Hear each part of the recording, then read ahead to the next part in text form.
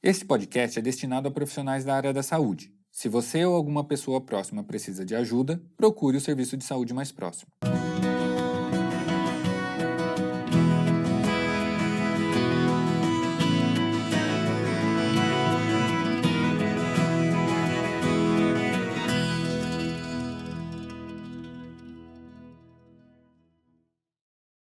Bom dia, boa tarde, boa noite. Sejam muito bem-vindos ao GO2Go, um podcast feito por GOs, para GOs, um espaço seguro para que as nossas divergências possam finalmente convergir. Hoje a gente está aqui para gravar o meu episódio preferido de toda a temporada, porque eu tô aqui com minhas amigas para a gente falar um pouco sobre como que é a residência de GO da Unicamp. Eu vou começar apresentando as meninas e depois eu vou dar um preâmbulo geral. E aí a gente vai partir um pouco mais para o R1, o R2, o R3 e o R4 de forma mais específica, tá? Então, vamos por ordem cronológica. A primeira convidada é a Bianca, que está aqui no online com a gente. Bi, conta pra gente como que você chegou até aqui. Oi, gente, tudo bem? Eu sou a Bianca, sou atualmente R1 de GO aqui da Unicamp. Mas antes de chegar até aqui, eu sou de Minas, me formei em São Paulo, na USP São Paulo, em 2022. Em 2023, trabalhei com plantões de clínica médica, como médica generalista. E em 2024, comecei aqui como R1. Estou vivendo essa experiência aqui do lado das meninas. Perfeita, maravilhosa. Para representar a turma dos R2, a gente trouxe a Mari. Mari, conta pra gente como que você chegou até aqui. Oiê, eu sou Mariana, sou de Salvador. Eu fiz faculdade em Salvador, na Escola Baiana de Medicina. Prestei prova ano retrasado, cheguei a trabalhar 1 ano também na emergência. E entrei ano passado no R1. E esse ano estamos no R2. A que custo? A que custo? E a nossa convidada representando o R3 é a Carol. Carol, conta pra gente como que você chegou até aqui. Olá, pessoal. Eu vou me apresentar para vocês, porque elas já me conhecem. Eu sou a Carolina, eu fiz medicina na USP de Ribeirão Preto, minha primeira casa, que eu tenho muito orgulho. Um beijo para Ribeirão, quem tá ouvindo de Ribeirão. E agora eu tô finalmente no R3, quase me formando de ginecologista e obstetra, na minha segunda casa, que eu também tenho muito orgulho, que é a Unicamp, aqui no CAIS. E eu servi 1 ano de exército antes de entrar no R1, e eu acho que é isso. E ela mora comigo, gente. É verdade, a gente mora junto. Esse é o principal detalhe sobre a vida dela. Com o Simba, um Golden, que é a nossa terapia desde o R1. E nossa representante do R4 é a Carol Bill. Então, nós temos 2 Caróis hoje. Carol Bill é o exemplo de pessoa que seguiu tudo nessa casa, né? Conta pra gente, amiga, como que você chegou até aqui? Só por isso que ela me convidou. Bom, então hoje temos Carol em dose dupla, também sou Carolina. Sou natural de Limeira, que é uma cidade do interior aqui do estado de São Paulo. Em Limeira também tem uma Unicamp, para quem não sabe, uma curiosidade. Então, desde pequena, eu falava, nossa, que legal, quero estudar na Unicamp. E acabei vindo parar aqui. Desde 2015, entrei na graduação, continuei na residência de ginecologia e obstetrícia, no CAISM, e agora o R4 também, sigo nessa casa aqui há 10 anos já. O plano deu certo, né, amiga? Deu certo. Parabéns, a gente te admira muito. Então, gente, eu trouxe as meninas escolhi a dedo, porque eu queria muito que tivesse uma representante de lugares diferentes. A gente tem a Carol Bill, que realmente fez tudo aqui, tem super propriedade para falar, mas a gente tem a Bianca, a gente tem a Carol, que também vieram da USP, que são grandes faculdades daqui de São Paulo. Eu e a Mari viemos de bem mais longe, né? A Mari veio de Salvador, eu de Fortaleza, e eu achei que era interessante para a gente trazer um pouco mais essa visão de cada uma, de como está sendo isso, enfim, experiências individuais do que a gente vive em coletivo, né? Mas, então, eu vou introduzir um pouco sobre a residência de GO da Unicamp para vocês. Acho que um diferencial da nossa residência é que nós temos um hospital único. O nosso hospital chama CAISM, Centro de Atenção Integral à Saúde da Mulher, e é um complexo separado do HC. Então, a Unicamp tem o Hospital das Clínicas, que tem todas as especialidades, e a gente tem o CAISM, que é o nosso hospital. As únicas especialidades que ainda têm um pouco de espaço lá são a pediatria, mais especificamente a neonatologia, e a anestésio, porque passam no nosso centro cirúrgico. E aí, junto com tudo isso, vem todos os ônus e bônus de você ter um hospital próprio. Então, A gente acaba que tem muito mais independência como especialidade. A gente tem o nosso próprio centro cirúrgico, nossa própria UTI, nossas próprias enfermarias, nosso próprio pronto atendimento. Por ser uma especialidade só, né, que na verdade dentro a gente sabe que tem masto, gineco, obstetrícia e acaba que se subdivide, mas por ser uma grande especialidade só, a gente tem uma certa propriedade na organização dos nossos serviços, então é mais fácil de ser tudo protocolado, tudo bonitinho. A gente brinca que é o primo rico, né, do HC, porque realmente a estrutura do CAISM é um pouco mais nova que a do HC e isso, enfim, facilita muito. Mas tem os ônus de tudo isso, né? Que a gente tem uma certa dificuldade de conseguir as interconsultas com mais agilidade, a gente acaba que tem que se virar muito nos 30 entre a gente mesmo e acaba fazendo coisas que às vezes não são muito do escopo do ginecologista obstetra, porque tem que resolver no dia a dia, né? Então, a gente pesa muito o quanto que vale a pena, né? Assim, na minha opinião, acho que vale a pena, mas aí cada um vai tirar a sua própria conclusão. Eu acho que conversando também, a gente tem a oportunidade, óbvio, tem pessoas de fora que vêm aqui fazer optativo, tudo mais.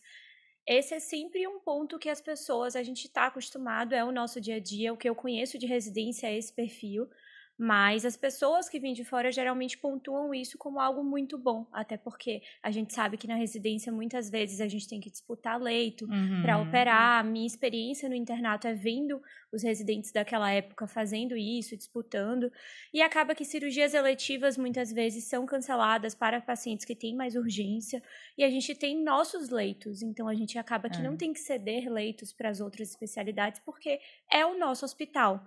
Então, a não ser que sejam pacientes urgentes da gente, que de qualquer forma são nossos. Sim, e de qualquer forma, isso foi uma das coisas que mais me fez querer vir pra cá, porque eu fiz o internato todo na pandemia. E eu vi os serviços de maternidade lá de Fortaleza fechando ao longo da pandemia.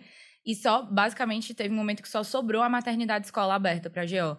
E aí você pensa, poxa, realmente, faz diferença você estar num serviço que é referência para aquilo, porque se uma catástrofe acontecer, como foi uma pandemia, você precisa estar num lugar que não vai fechar.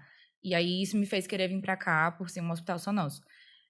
Outro ponto que eu acho que é importante já deixar claro desde o começo é que a gente tem um perfil de pacientes muito oncológica. Então, mais ou menos metade do fluxo do nosso hospital é um fluxo de pacientes oncológicas. Então, oncologia pélvica, né, que vai envolver colo do útero, endométrio e ovário, basicamente, e oncologia mama.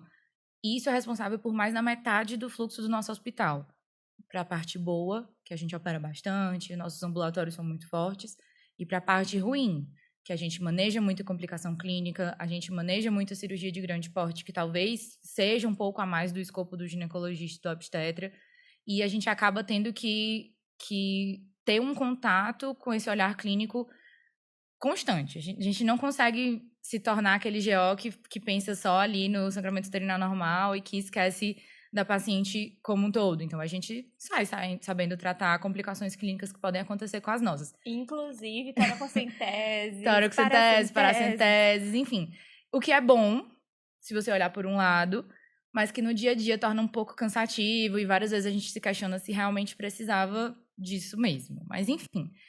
E acho que um terceiro ponto que é importante já ressaltar desde o começo é que, também associado ao fato da gente ter um hospital só nosso, existe uma tradição que, em geral, os residentes aqui são muito próximos, tá? Nós somos 13 em cada ano. E eu, como uma pessoa vinda de fora, vinda do Nordeste, vim com muito medo de sofrer preconceito, xenofobia. Existe momentos pontuais, de pessoas pontuais, que eu acho que isso aí, infelizmente, a gente não tem como tá imune. Mas, em geral, eu sinto que as pessoas são bem recebidas aqui. Senti isso comigo, tentei passar isso para os próximos.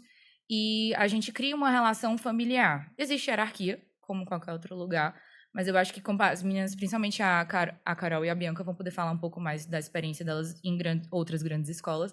Mas, em geral, tende a ser uma coisa mais humanizada. De, tipo, como a Carol falou ontem, todo mundo se preocupa se o R1 comeu, entendeu? A gente tá lá todo mundo junto, o plantão tá horrível, mas tá todo mundo acordado junto, entendeu? Então, é uma relação um pouco mais familiar e mais próxima, que isso para quem vem de fora faz muita diferença. Então, acho que os 3 principais pontos, assim, pra gente começar a conversar sobre a nossa residência são esses. E eu acho que, para além da residência, eu sinto que algumas coisas que a gente já viu, alguns de nós passando, a gente óbvio, todo mundo tem grupo de WhatsApp, tudo mais, a gente coloca, é algo que temos uma tarefa para ajudar a resolver. Então, todos vão ajudar. Tal pessoa tem algum familiar doente. Esqueça isso, vá para sua casa, a gente se resolve entre si. Então, a gente tem muito essa energia em relação a qualquer tipo de problema que a gente tenha mais sério assim. Isso, e que a gente Pessoal. tenta passar isso pra frente. Mas, óbvio, não é perfeito. Existe hierarquia, existem desentendimentos, mas acho que como em qualquer outro lugar. E aí, pra gente começar a falar um pouco mais detalhadamente, né, sobre como que é cada ano, eu queria jogar primeiro pra Bianca, pra gente realmente seguir uma ordem cronológica. Então, Bi, conta pra gente um pouco dos estágios do R1 que você já passou, dos que você ainda vai passar e como que tá sendo a experiência no geral. Bom, gente, eu acho que talvez na maioria dos lugares seja assim, os que eu conheço são um pouco assim também, mas no R1 a nossa maior carga é de obstetrícia, né? A gente tem algum contato com gineco e onco também, ambulatórios da gineco, centro cirúrgico da gineco, no pronto atendimento a gente tem bastante contato com a onco, mas a maior parte do nosso R1 é com os plantões de obstetrícia, são nos estágios da obstetrícia. Foram os estágios que eu passei a maior parte agora também. Eu comecei no rodízio da UBS, né, que é quando a gente passa na atenção básica, a gente passa numa UBS em Paulínia, então a gente tem alguns estágios que são externos ao CAISM.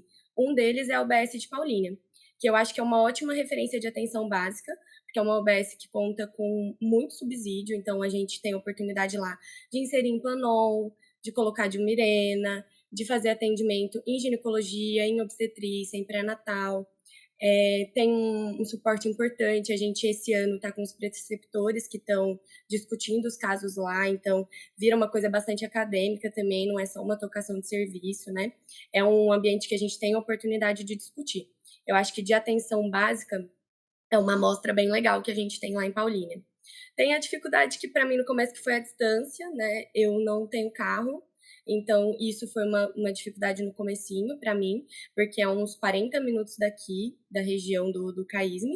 Então são alguns pontos assim de estagiar externo, né? Um outro lugar que a gente estagia fora do CAISM é o Hospital de Sumaré. Então no R1 a gente passa lá no centro obstétrico e na enfermaria e dá plantões lá, né? Plantões noturnos, plantões de fim de semana no centro obstétrico.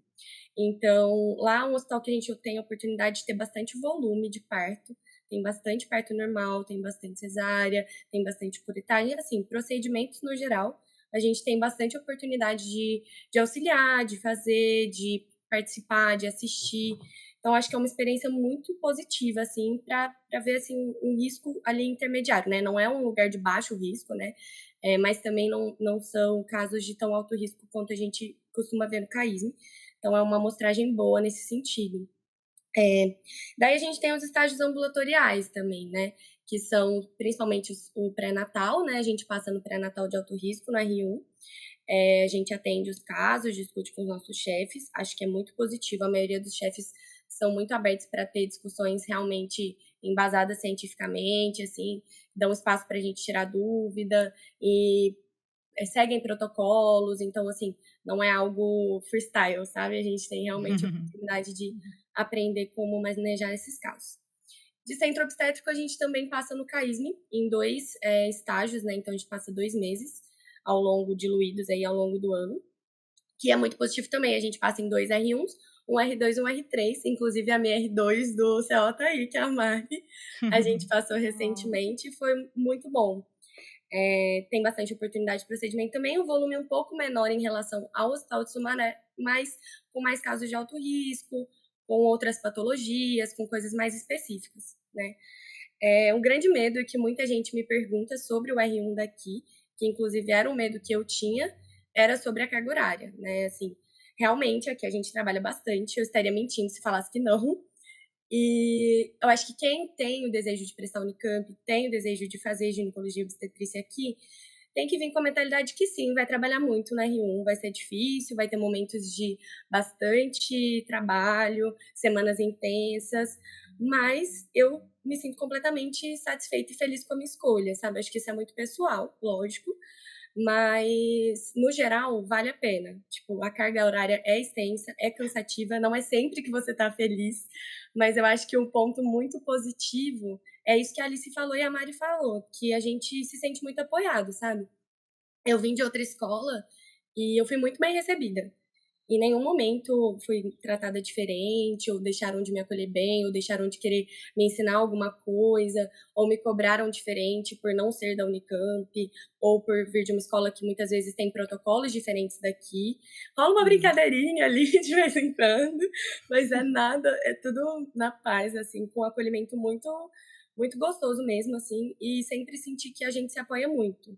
Principalmente entre a gente, R1s, né? Eu acho que você fica mais próximo das pessoas ali que estão passando por aquilo com você. Mas eu sempre senti um suporte bem grande dos R+, também, para ensinar, para não te deixar sozinha no plantão, para não te deixar com medo do que você está fazendo. Então, nesse sentido, tem sido bem positivo. Acho que eu não posso deixar de falar que esse ano tem sido um pouco atípico, porque a gente teve uma desistência, então nós somos em 13, estamos em 12 agora, então algumas coisas da escala foram adaptadas em relação aos últimos anos, então tem talvez algumas experiências que as meninas tiveram em relação ao centro cirúrgico da Gineco, por exemplo, que é um dos estágios que a gente adaptou, que eu não tive ainda, então não posso falar muito sobre, mas foi uma questão de que acontece e a gente tem se adaptado, e estamos se ajudando bastante quanto a isso, assim, tem dado certo. E acho que é isso. Talvez eu tenha esquecido de falar algo mais específico, alguma dúvida que tenha sido perguntada, mas a gente vai conversando aí ao longo do episódio, vai dar para esclarecer bastante coisa. Sim. Amiga, eu queria te fazer umas perguntas mais específicas. Primeiro, você falou que não tem carro e que a gente tem uns estágios externos, né? Eu também não tinha carro quando eu cheguei. Como que você fez esse ano? Foi tudo Uber? Esse é um ponto delicado, acho que isso, inclusive, é um ponto que precisa ser levado em consideração mesmo, assim, conversado sobre, sabe? Porque eu, por exemplo, eu fui de Uber pra Paulínia todos os dias, porque pelo horário é muito difícil de você conseguir de transporte público, por exemplo. Porque você, às vezes, sai de um plantão e precisa ir, ou tem que voltar rápido pro CAISM porque tem um outro estágio à tarde. Então, a dinâmica de depender de algo mais incerto é muito difícil. Então, eu acabei gastando bastante com o Uber mesmo. Não tive dificuldade para conseguir. Aqui em Campinas é bem fácil, mas você gasta. Então, acho que é um ponto a ser considerado pela faculdade, assim, sabe? Acho que é um estágio que não pode ser perdido, assim, de forma alguma, porque é bem positivo.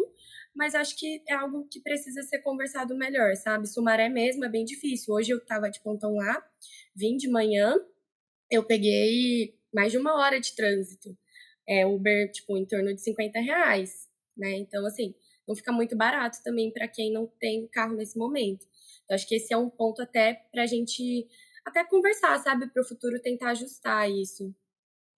Concordo contigo 100%. Na verdade, foi a minha maior questão no R1, foi não ter o carro. E a gente estava pegando o período pós-pandemia e as aulas da Unicamp estavam todas sendo online. Então, praticamente não tinha Uber em Barão Geraldo. Eu e a Carol, a gente penava no começo, porque realmente... É bem difícil. Eu acho que essa questão do transporte público é importante mesmo, porque para esses lugares que a gente vai, para Sumaré até tem, mas para Paulínia realmente é mais difícil. E os horários são ruins, né? Pensando em plantão, que pode acontecer alguma intercorrência. O bom diz, que a gente não vou dar spoiler, que no R2 e o R3, os estágios se concentram basicamente no CAISM. Então, o grande problema é o R1 mesmo. E outra coisa que eu, pelo menos, coitada, achava que Campinas era uma mini São Paulo, né? Achava que ia chegar aqui ia ter um super metrô e tal. Não tem, gente. O transporte público em Campinas não é muito bom. Existem várias linhas de ônibus, só que elas são poucas linhas. E aí, assim, demora, sei lá, 1 hora entre o ônibus passar de novo no mesmo lugar. Então, essa parte, se você pretende vir, se programe financeiramente para sua locomoção. Precisa ser uma coisa que está no seu orçamento. Eu vim de São Paulo, né? Então eu tava super acostumada com metrô, ônibus. Então eu não sentia essa demanda, sabe? Tipo, nunca tive essa demanda de precisar ter um carro. E lá na USP também, durante o meu internato, a gente tem alguns estágios mais longe do HC ali, mas não tinha nada que fosse tão longe assim e meio que difícil igual aqui, entendeu? Então eu nunca tinha tido essa demanda. Quando eu cheguei, que a UBS foi meu primeiro estágio, eu fiquei bem preocupada no começo. Até conversei com os R+, nossa, será que consegue Uber mesmo e tal? Acabei me virando dessa forma, mas não acho que é a solução ideal, sabe? Acho que precisa ser levado em consideração isso. Tá. Outra pergunta. Você sabe quantos plantões você deu no R1? Vixe. Ou deu ou vai dar, né? Porque não acabou ainda. Eu sei também. Eu vou ter que colar. Eu vou ter que colar um pouquinho da... Pode colar. É da escala. Peraí que eu tô com ela Pode aberta aqui, falar. porque eu imaginei que fosse surgir alguma dúvida. Então, em média, a gente dá em torno de 90 plantões. Certo. Que são os plantões, Acertou, extras, R1. fora da nossa rotina. Correto. Eu, só pra eu não mentir do meu, eu acho que o meu são 88. Tudo bem. 88. Mas a média são 90 mesmo. são E 90. você tem Isso. pós-plantão. No RES no Hospital de Sumaré, né, que é o RES, a gente tem pós-plantão de 12, né, que nem eu tô hoje, eu tava ontem à noite, então hoje de dia eu tô de pós-plantão. No CAISM, a gente geralmente funciona assim, a gente faz a rotina do dia, faz o plantão da noite e faz a manhã do dia seguinte, e aí você descansa à tarde. No outro Tá. dia de manhã, volta a rotina de novo. Então, geralmente você faz ali 30 horas, né, e descansa durante a tarde. Essa é a Tá. rotina. E uma coisa, plantão, quando a gente fala, é plantão noturno mesmo. Porque pronto atendimento, querendo ou não, são 12 horas que você tá lá de plantão. A gente tem 4 semanas de pronto atendimento no nosso R1. E aí a gente faz durante o dia. E quando a gente tem um plantão noturno, a gente continua à noite no pronto atendimento. Isso que a gente Então, fala isso- de Os 90 plantão, são esses sempre. 90 são plantões noturnos e fim de semana. À noite. Tudo Isso. que E é feriados. rotina não entra nessa conta. E feriados. Tudo que é rotina Tá. não entra nessa conta. Então, no final das contas, é um pouquinho. E aí eu acho que tudo isso junta para o ponto principal que o R1 sim passa das 60 horas, tá certo? Com Passa certeza. das 60 horas bastante. semanais. Tá? E aí venha ciente disso, Uhum. se você vier para cá. E outra coisa que eu queria falar sobre plantões, antes da gente passar para Mari para ela falar sobre o R2, é que todos os nossos plantões têm R1, R2 e R3. Todos. Final de semana, feriado nobre. Então, em muitos lugares, pelo menos assim, que eu converso com as pessoas, R3, por exemplo, não dá plantão no Natal. R3 não dá plantão. Carnaval. A gente até tenta fazer uma folga no carnaval para os R3, mas oficializado não é, tá? A gente tem o R1, R2, R3 em todos os plantões, tá? E aí, enfim, importante você saber disso também, porque no R2 e no R3 a carga horária de plantão diminui bastante comparada ao R1. A gente tem 1/3 dos plantões, mas ela se mantém do R2 para o R3, tá? E aí, Bi, muito obrigada. Acho que você falou muito bem, deu uma sintetizada boa mesmo de como que são os estágios do R1. E... Maravilhosa. outra coisa que eu queria te Minha falar, que eu queria que filha. você falasse pra gente.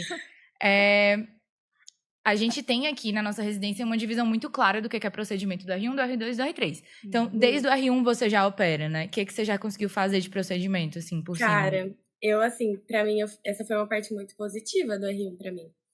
Eu imaginava que, assim, a gente fosse fazer, mas eu não sei a visão, né, de outros colegas que às vezes vêm de outros lugares, mas pra mim a gente faz um volume muito bom.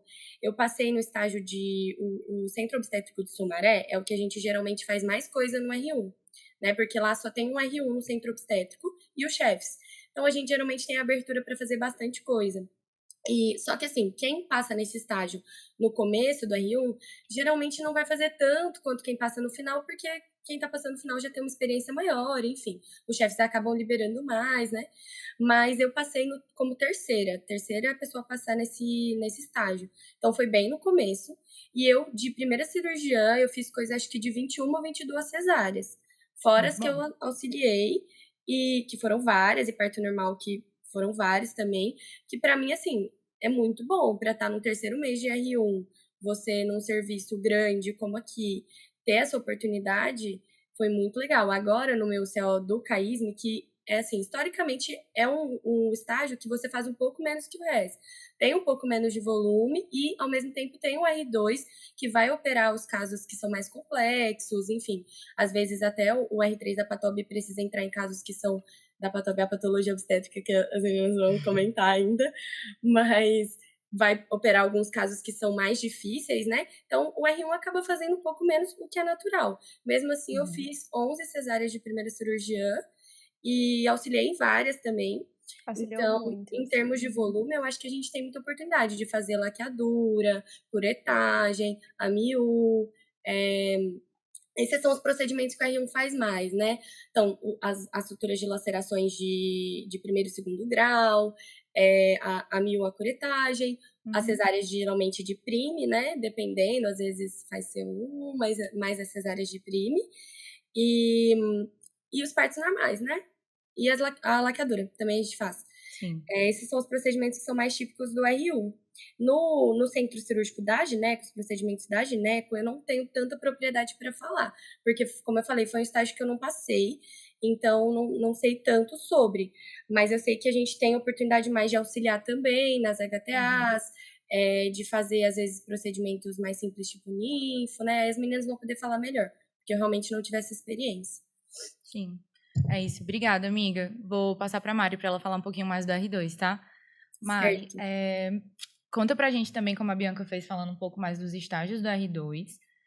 Pode envolver um pouco do sentimento de como você tá vivendo essa fase, mas já queria começar falando que o R2 é o nosso residente que mais opera, né? Entre R1, R2 e R3, quem mais opera é o R2. Ele é a pessoa que ganha mão cirúrgica. Então, conta pra gente como que é. Eu ia começar complementando, como eu tenho essa experiência de ter acabado de sair do R1 e estar vivendo uma lua de mel com R2, assim, de carga horária, eu ia complementar que após o R1, a gente tem aquele sentimento de chegar no meio do R1, que é mais ou menos o que a Bianca está vivendo agora, na metade do R1, em que você esquece um pouco da lua de mel. Então, você entrou no serviço, você está encantadíssimo com o serviço, você está amando tudo. Você está feliz que você conseguiu chegar aqui, né? Exato, foi muito difícil, estudou muito, então você está satisfeito com qualquer coisa que lhe ofereçam, e você chega no meio do R1, você está começando a ficar muito cansado. É muito cansado mesmo.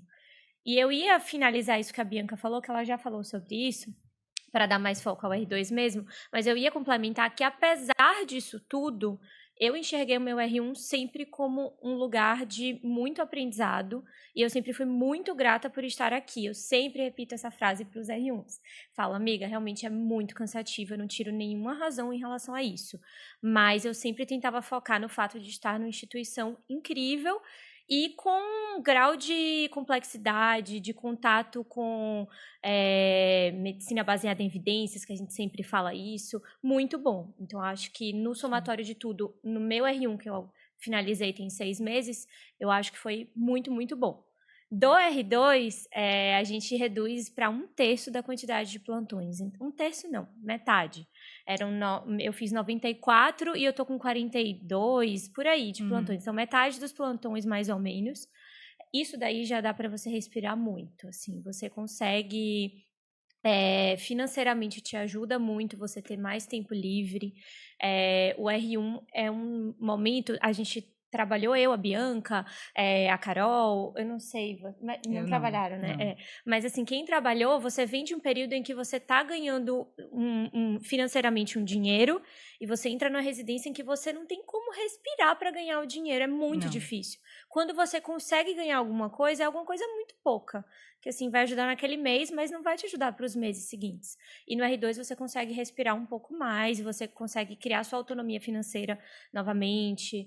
E em relação, assim, à carga horária, é algo que você volta a fazer atividade física, você volta a ter um pouco de saúde mental, você volta a tudo, a seu eixo. Então, a R2 é esse momento. Mas ainda assim, ainda tem muitos estágios de 12 horas. Assim, 12 horas diurnas no R2. Então, você fica com poucos horários comerciais livres. Sim, para resolver problemas. Só que tem uma coisa no R2 que se chama pós-plantão de 24 horas. Então, uma salva de palmas. Nossa, Amo! o pós-plantão do R2 é o dia inteiro. 7 da manhã o plantão acaba, você dá tchau e vai pra sua casa. Esse é um ponto que, inclusive, em outros serviços, no R2 e no R3, tem serviços que não tem esse pós-plantão de 12 horas. Então, eu não sei em que momento isso foi um ganho pra gente, em que ano, o que é que aconteceu.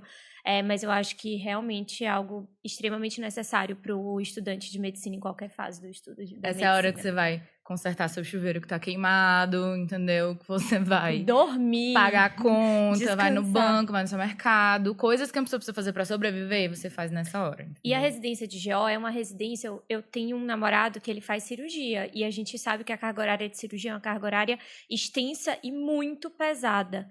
E ainda assim, ele sempre me pontua que eu consigo ter mais carga horária noturna, semana que eu digo, não é contabilizar na tabela da gente de residência o quanto a gente trabalha, mas o parto ele não para.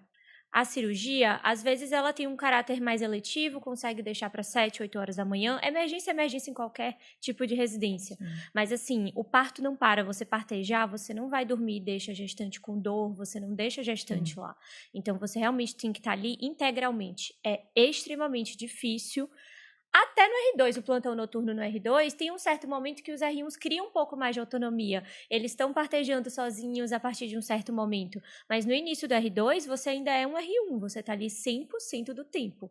Você não vai para o quartinho para dormir no início do R2. Você está ali pegando na mão do R1 e fazendo aquilo junto com ele. O que eu acho muito bom. No R1 eu me sentia muito tranquila em ter alguém ali comigo o tempo todo. Então esse é um dos pontos. Em relação, vamos lá, senão a gente começa a falar do global. Em relação aos rodízios em si, é realmente o momento da residência que eu tô, de forma cirúrgica, muito feliz, porque a gente opera bastante. É um serviço, eu sempre ouvi falar isso, eu vivo isso atualmente. Conversando com pessoas de fora, a gente sempre conversa para ter a visão mesmo de quem vem de outros serviços, tudo mais. A gente tem um volume cirúrgico muito bom. A gente entra naquele ponto que a gente lá no início falou de ter um centro cirúrgico nosso. É nosso. Às vezes entram bebês da neonatologia, sim. Mas isso é uma vez na semana, uma cirurgia. A maioria das salas cirúrgicas são nossas. Então, é da gineco, é da oncologia, é da vídeo, que a Carol, inclusive, é R4 da vídeo. Então, as salas são nossas, a gente distribui entre a gente. Os leitos de UTI pós-operatório, principalmente, são nossos, a gente não divide com a cirurgia geral, a gente não divide com outras coisas, então a gente consegue ter um volume muito grande de esterectomia para quem está pensando nos primeiros anos. Na parte mais objetiva da coisa, né? Da coisa. Eu acho, se eu não me engano, fechando, é o rodízio que eu tô atualmente com a Alice, que é a minha R3 do centro cirúrgico, e eu acho que eu vou fechar 15 esterectomias só no CAISM. Nesse estágio especificamente. Nesse estágio. A gente tem um segundo estágio cirúrgico, que é no Hospital de Sumaré, que é o mês que a gente volta para Sumaré, no R2. A gente se despede no R1 e volta no mês que tem só cirúrgico mesmo, lá em Sumaré. E é mais um mês, mais 4 semanas de volume cirúrgico. Então, eu não tenho uma expectativa, não sei quantas, mas a gente fecha muito mais de 20 esterectomias na residência como um todo. E em grandes escolas aqui de São Paulo, às vezes as pessoas não conseguem, né? Sim. O Carol vai falar um pouquinho mais de como que é em Ribeirão. Sim. Mas só te interromper Pode um pouquinho, falar. Mari, para dar um preâmbulo geral do R2. Da mesma forma que o R1 é o nosso ano mais obstétrico, o R2 é o nosso ano mais oncológico e ginecológico. E aí os estágios vão se desenhar mais ou menos sobre isso. Dentre eles, os 2 centros cirúrgicos que a Mari falou, o de Sumaré e o do CAISM. A gente acaba... Dos rodízios em si, a gente tem esses 2 meses que são os meses cirúrgicos em relação à ginecologia. A gente vai ter um mês de centro obstétrico, que vai ter um R2, vão ter os 2 R1s, uma delas foi a Bianca comigo. Dentro desse centro obstétrico, a gente vai ter os procedimentos que a gente já citou hierarquicamente divididos.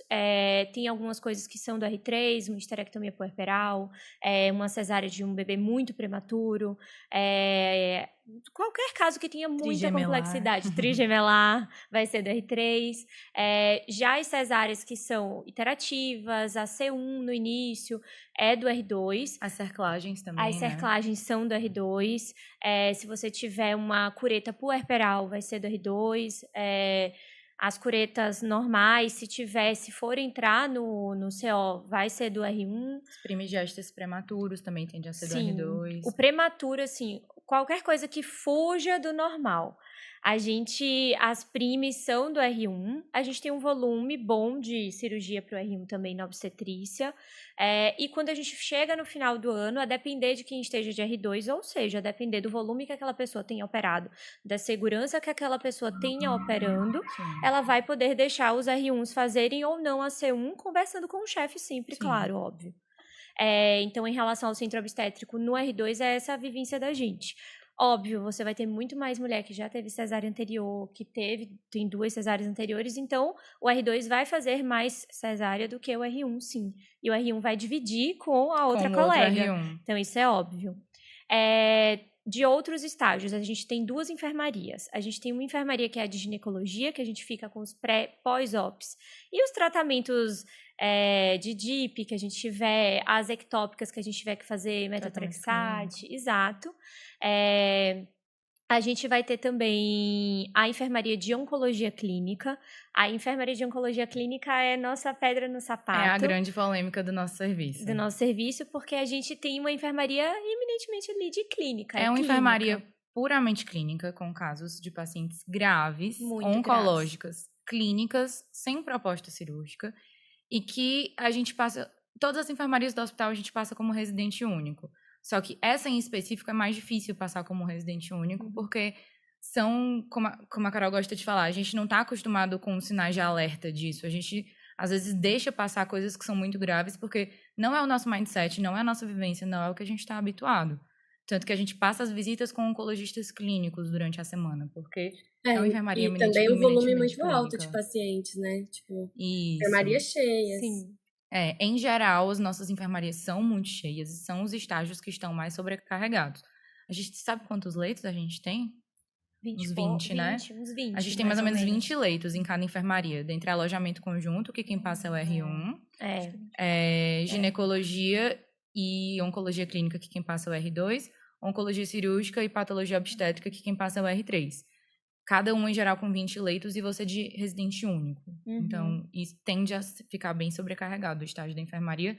E a gente tem lutado para melhorar a situação da enfermaria da oncologia clínica. Que já melhorou bastante. Que já melhorou, assim, desde a turma dos nossos R+, eles têm lutado para fazer mudanças. A nossa turma lutou muito, assim, muito, de se reunir com o chefe, preceptor, fazer carta aberta, pensar em soluções. E as coisas estão melhorando aos poucos. Mas ainda é uma questão.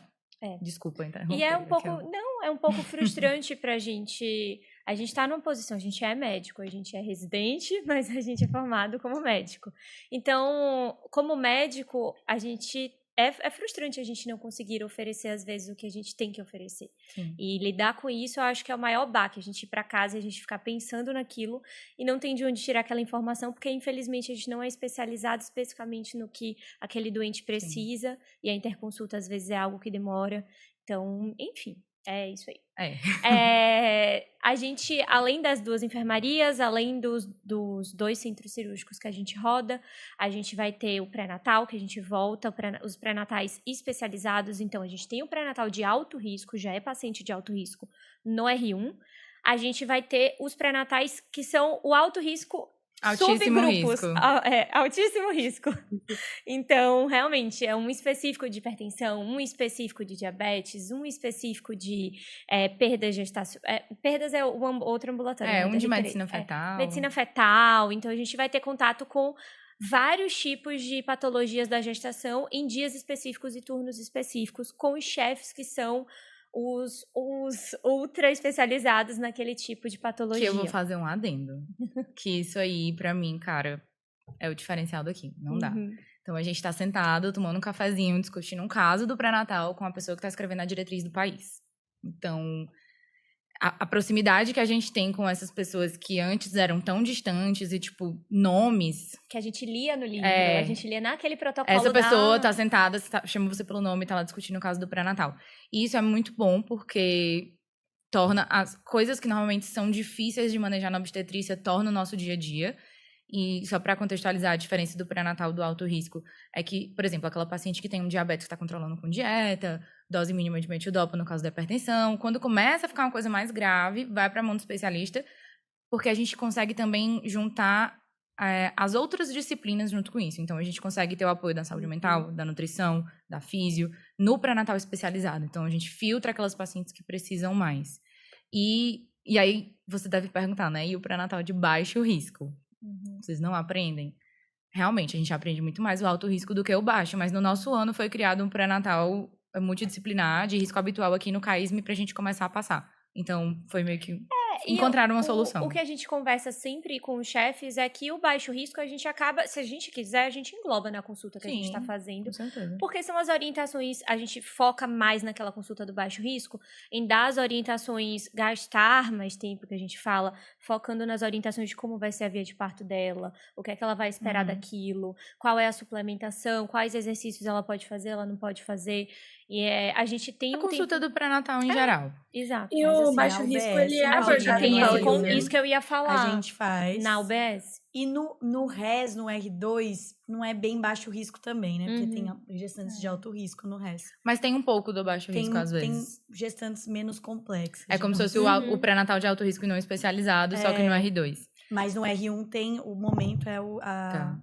Mas Mas Eu ia então- complementar que a gente ainda vai ter alguns outros rodízios que vão ser distribuídos em algumas coisas oncológicas, tipo o centro cirúrgico da pelve, que a gente vai entrar nas cirurgias da pelve, que são cirurgias bem grandes, bem complexas. Os vertimes, os estadiamento de vertimes, ovário. Exato. E aí, nesse período, por conta do choque de horários, a gente roda no centro cirúrgico da pelve, a gente faz ambulatório da mama, e vice-versa. Quando a gente está no centro cirúrgico da mama, da masto, a gente roda nos ambulatórios da pelve. Então, a gente vai fazer colposcopia. É um período em que a gente faz bastante colposcopia, aprende com chefes que são incríveis em relação a isso. A gente começa a ver as lesões de vulva, as lesões vulvares, pigmentares. A gente tem um ambulatório também de ambulatório de infecções genitais, que a gente roda em um estágio específico. Então, a gente vai...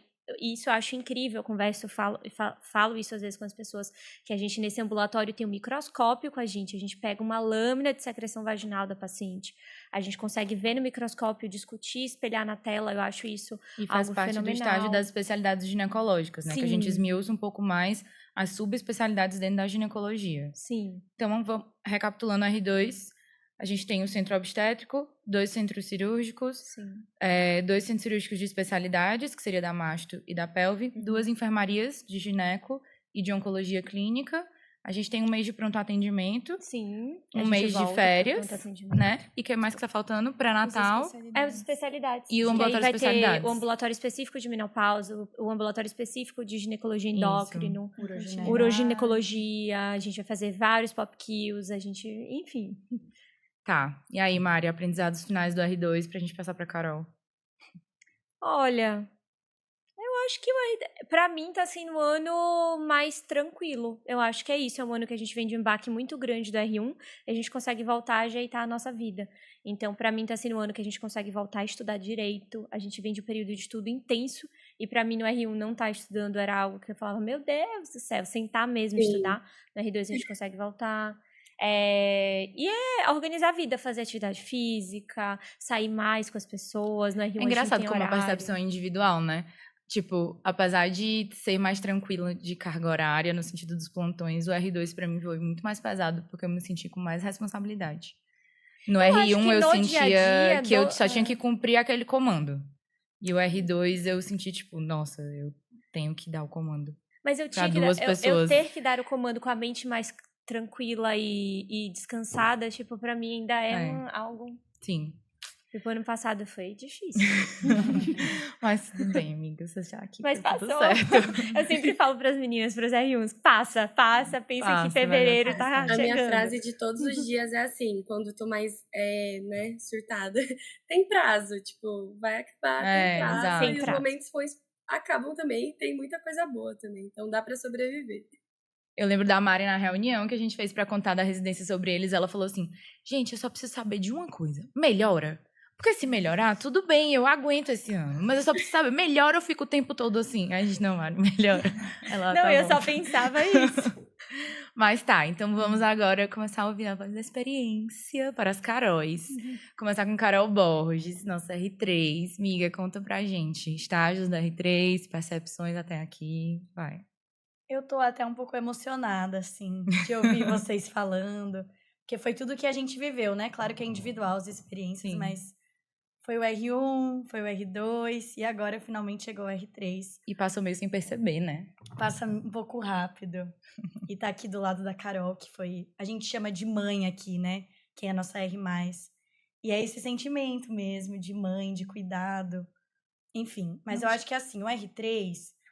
eu sinto que é tudo que você colheu ali da medicina, que foi 6 anos, foi o ciclo básico, aquelas horas intermináveis. E daí você estudou, fez o internato, quinto e sexto, também deu plantão. E daí chegou no R1, que é tudo isso que as meninas já falaram, muito difícil. Eu acho que, assim, o R1, eu acho que foi o ano que eu mais aprendi na minha vida, assim. É impressionante como, assim, você chega, você não sabe abrir uma barriga. Sim. E você tá na metade do ano, você abre uma barriga, E tira uma um criança bebê, lá de e a dentro. mãe o bebê sobrevive.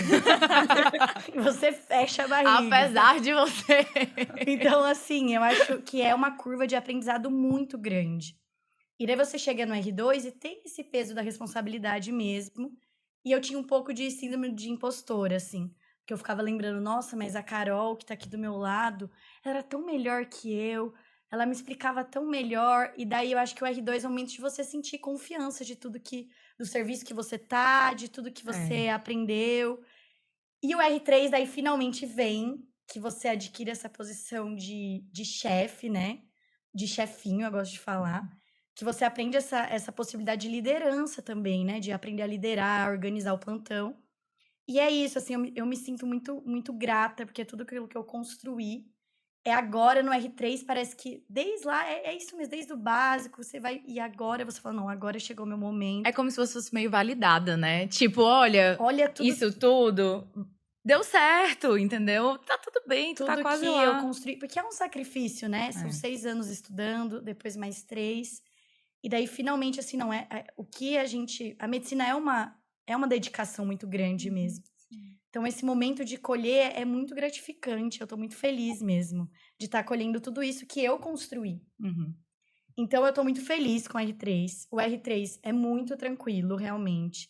A carga horária melhora demais. Muito. Apesar de a gente ter, igual a Alice falou, a mesma quantidade de plantão dos R2, os estágios em si são mais tranquilos.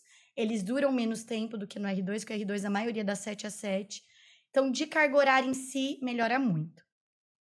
O que a gente vê no R3, né? Basicamente, o que a gente viu no R2, a gente passa mais uma vez com a diferença da enfermaria de patologia obstétrica. Eu tenho a impressão que o R3 é uma grande revisão. É, Você vai meio que revisando tudo que você já passou. só que com outro olhar, né? Só que com outro olhar. Eu acho que eu tô aprendendo muito mais no meu CC de R3 do que do de R2. Total. Porque o de R2 eu tava tão desesperada de, tipo, ai, tenho que seguir o passo da KTA e saber dar um não e não. E agora, eu, tipo, passando com a Mari, eu tô conseguindo raciocinar em cima da cirurgia e falar, tá, qual é o próximo passo? Entendeu?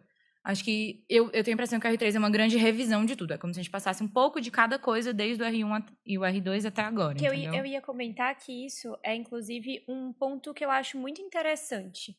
Eu estava conversando com uma das pessoas que está com a gente agora, de optativo, e a pessoa estava comentando que o CC, por exemplo, na residência dela é do R3 a R3. São os dois R3, elas dividem entre si os procedimentos. E eu estava falando que, para mim, eu vejo isso na nossa residência como algo muito legal. Por exemplo, o CO, a gente roda um R2 e um R1, e sempre dentro da cirurgia tem um R2 e R1. Às vezes tem um R3 e R2, se for algo muito complexo. No centro cirúrgico, a mesma coisa. É o R3 e R2. E eu acho isso extremamente importante justamente pra gente enxergar o quanto Você a gente enxerga tá diferente, aprendendo. você vai Tem contra a uma cabeça, né? maturidade, né? Total. E não, eu olhava as meninas, Melhor às vezes, no paciência. centro obstétrico e eu falava, nossa, isso era exatamente o que eu errava no passado e agora isso é completamente claro na minha cabeça. Ou então eu falava, nossa, eu nem achava isso importante ano passado e pegaram no meu pé pra eu aprender desse jeito e esse ano eu tô pegando no pé das meninas pra elas fazerem de tal jeito.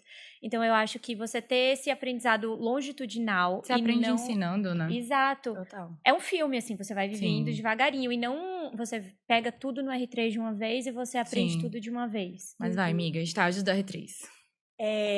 Eu acho que é isso que elas meninas falaram, é bem parecido, a gente volta de novo, mas com esse olhar, e que esse olhar de ser professora, né? Que eu acho que as grandes universidades estimulam a gente a passar o conhecimento para frente. Então, esse exercício também de ensinar o que você sabe e passar adiante é uma coisa que acontece muito no R3. Então, assim, os estágios são parecidos que a Mari falou, tirando que a gente tem 2 enfermarias diferentes no R3. A enfermaria de oncologia cirúrgica, então diferente da oncoclínica, que são complicações clínicas, são pacientes que já operaram, não tem mais proposta cirúrgica. Oncologia cirúrgica eu digo que é a parte mais feliz, porque eu sou GO, então eu acho mais feliz.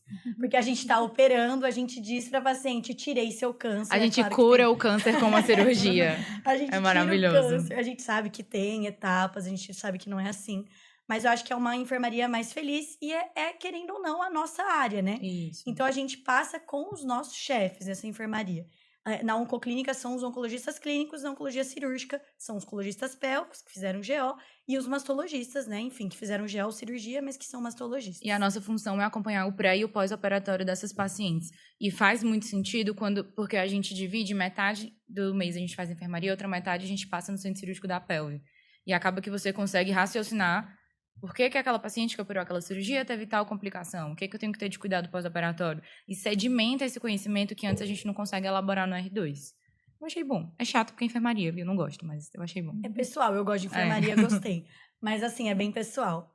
Os outros são parecidos. Você passa de novo um pré-natal especializado, nos ambulatórios de ginecologia, né? Especializado também a gente passa de novo, mas com essa outra visão. Eu acho que no CAISM, né? Cada faculdade vai ter o seu estágio mais difícil no R3. No CAISM específico é a enfermaria de patologia obstétrica, que é onde ficam as gestantes de alto risco. Então, é um estágio desafiador. A gente ouve os nossos R3 falando desde o R1. Eu não passei ainda, mas a gente vai vendo as experiências dos nossos R3. Você tem que chegar cedo, porque são muitas pacientes, a visita é cedo. Você às vezes sai até mais tarde. Você é muito supervisionado, então você passa visitas várias vezes. Passa de manhã, passa à tarde, passa à noite. Então, acho que esse que vai ser o desafio do R3, a enfermaria de patologia obstétrica. Mas pelos colegas que eu conversei, é claro, tem gente que não gosta muito de obstetrícia, é um aprendizado muito grande, de manejo mesmo de patologias de gestantes. E que eu enxergo essa enfermaria também como essa coisa que você estava falando de tudo que você passou até aqui. Não tem condição de um R1 passar nessa enfermaria.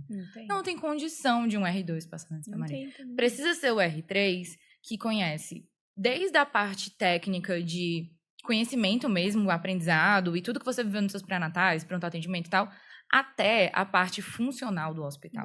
De tipo, E ter burocracia. quem que consegue esse ultrassom se eu pedir com jeitinho, entendeu? Quem que consegue responder a interconsulta mais rápido? Com quem eu preciso falar para conseguir tal coisa para paciente? Se essa paciente precisa de alta, quem é a pessoa que eu vou discutir, entendeu? E uma coisa que é o nosso eu não sei a palavra que eu quero dizer, mas assim, é uma maravilha, mas também é um grande problema no dia a dia, é que a gente tem uma coisa chamada reunião de departamento. Em tudo. Em que existe o Monte Olimpo dos chefes da obstetrícia e eles todos discutem em conjunto os casos. E isso é muito bom, no sentido de que você tem opiniões diferentes sobre casos extremamente complexos e que não tem consenso. Então, é a tal das divergências. Mas que acaba que para o residente que tá lá na hora do vamos ver e, tipo, tenho que prescrever, tenho que dar alta, tenho que internar, você fica um pouco confuso de o que fazer. Mas eu acho que compensa pelo aprendizado. Então, a reunião de departamento é o evento que acontece na enfermaria da patologia obstétrica 2 vezes por semana, que eu acho que é um diferencial em termos de aprendizado, sim, tá?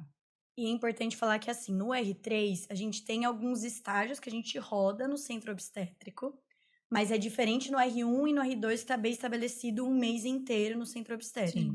O R3 passa em alguns períodos, e a enfermaria de patologia obstétrica opera esses casos que a Mari já falou, que são mais graves. Então, é um pré-termo de menos de 1 quilo, que vai ser difícil extração. Se rola uma miséria puerperal, se vai rolar 1 quilo, daí é o residente da enfermaria de patologia obstétrica que faz. E a gente chama, tá? A pessoa, esteja onde ela estiver. Óbvio que às vezes urgências não vai dar tempo, mas é um acordo nosso entre os residentes que a gente chama assim essa pessoa. Ela precisa ser avisada. E isso é um dos pontos que eu sempre falo para as pessoas, que eu acho que nossa convivência é tão boa às vezes por ter isso tão pré-determinado. Então, óbvio... Um acordo de cavalheiros. Um acordo de cavalheiros e assim, literalmente alguém sai correndo pelo hospital para encontrar aquela pessoa se ela não atender o telefone. Tá, mas eu acho que do R3 é mais isso, assim, quer colocar mais alguma consideração? Eu vou finalizar só falando, assim, uma parte mais interpessoal, assim. Eu acho que tem tradições que a gente tem que quebrar, e estamos aqui para isso. Acho que esse podcast é um jeito também. Mas eu acho que essa tradição de respeito e de se ajudar entre a gente é muito diferente de muitas residências.